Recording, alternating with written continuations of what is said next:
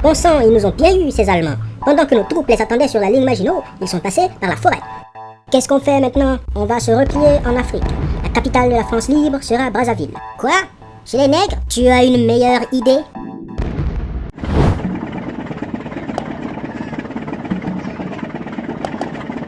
Bienvenue, mon cher. Ce n'est pas vraiment comme l'original, mais ça, c'est bon côté. Il n'y a pas d'hiver ici. C'est une catastrophe.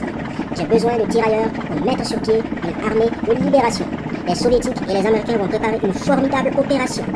Le destin de la France va se jouer et on se doit d'être présent. Utiliser des nègres pour libérer la grande France, quelle humiliation. J'en connais un qui doit se marrer en voyant ça. Les Africains disent que l'eau, même sale, éteint le feu. Mais il y a des détails qui dérangent. Les nègres sont de plus en plus défiants et difficiles à contrôler.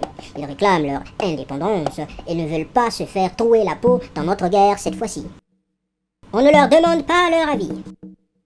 Tu veux risquer une révolte comme en Asie et en Amérique? Bon, nous avons besoin de troupes pour gonfler nos rangs.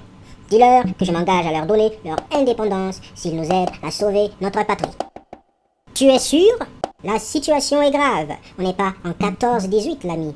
Notre pays est occupé par les buveurs de bière et leurs cliques de fureur.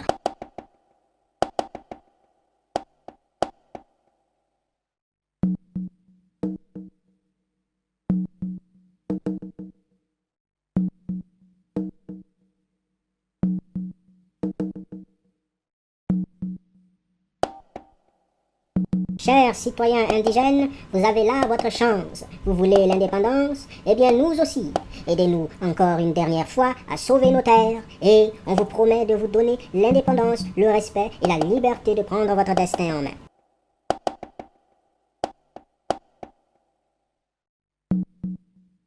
Tu penses quoi? Je dis qu'il ne faut pas leur faire confiance. C'est bien fait pour eux.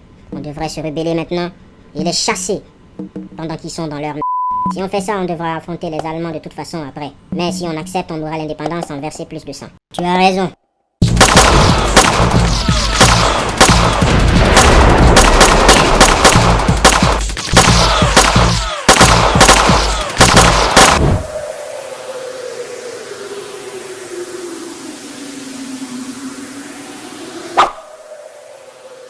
Ça a l'air dégagé, non?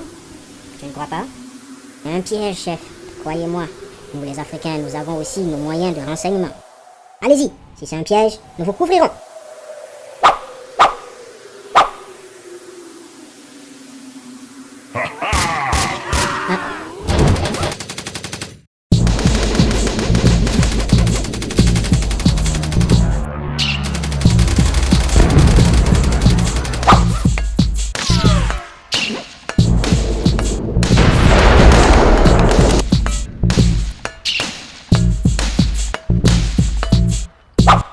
Les gars, ça a été dur, mais je suis fier de vous.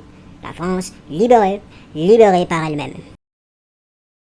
Hop là, mes petits amis, les troupes coloniales ne doivent pas être dans le défilé. Il ne faut pas que les populations françaises vous voient, ce n'est pas convenable. Nous allons vous ramener chez vous en Afrique, et ensuite, nous vous enverrons votre salaire. Alors, vous irez à Tiaroy, en attendant les prochains ordres. Et vous irez en Indochine. Chose promis, chose due. Signez ce document, et on est quitte. Vous êtes sérieux, là? Il y a un problème? Les 12 accords coloniaux, là, ne sont pas très transparents. C'est comme si vous aviez laissé des ouvertures pour pouvoir nous influencer de loin. Désolé, mais ça ne va pas le faire pour moi. Ah, d'accord. Tu ne pourras pas dire que je n'étais pas prévenu. Tu es seul. Tous les autres ont signé. Tant pis pour eux. Pour la Guinée, c'est non. Allô? Tu sais qui c'est? Oui, monsieur. J'ai une mission pour toi. Tu vas veiller à préserver les intérêts de la France en Afrique, en particulier dans les anciennes colonies françaises. Mais il y a une condition. Laquelle, monsieur? Je ne veux pas savoir quelle méthode tu vas utiliser, mais fais preuve de créativité. Si ça pète, tu seras tout seul. C'est un honneur, monsieur. Je vais m'assurer que nos enfants et notre patrie ne manquent de rien. Vous pouvez compter sur moi. Tu es le héros de l'ombre de la République.